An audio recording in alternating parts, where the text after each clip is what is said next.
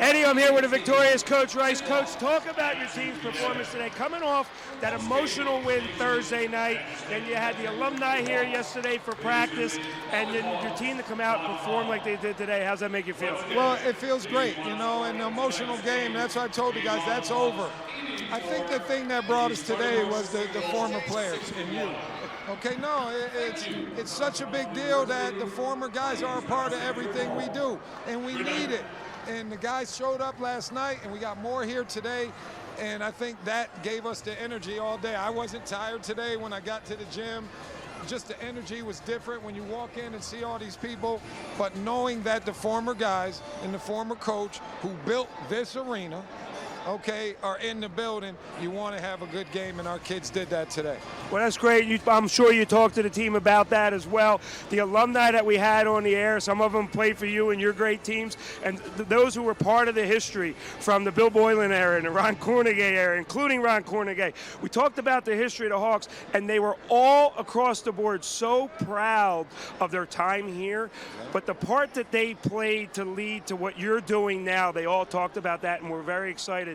Talk about how that means to your players and to you personally. Well, that's the whole thing, you know, and I always tell these guys, people came before us, and you set us up so well we get a lot now, you know, and when I was in school, we didn't get this much, and these kids, it's like they don't want pregame meal because they get money, they go eat at Bubba Coos or something like that. So just having the guys here, so when you're a kid, you don't think someone came before me and did this. You think I'm the guy now.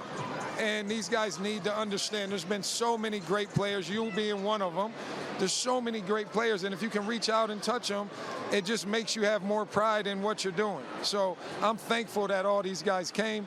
And before we get done, we hit 200 a week ago, right?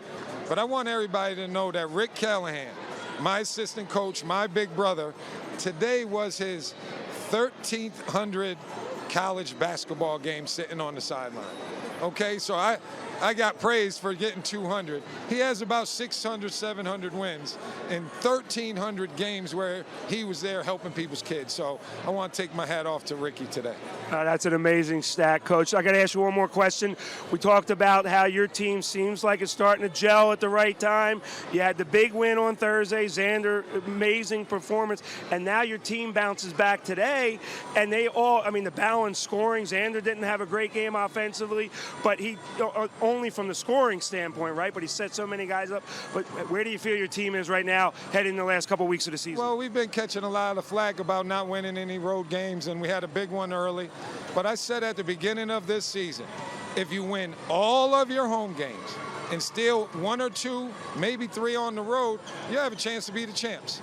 I don't think we can be the champs right now, but we could get up in the top 4 if we handle our business these last 2 weeks. Well, we're going to root for you these next couple of weeks, get you in the top. Coach, great win.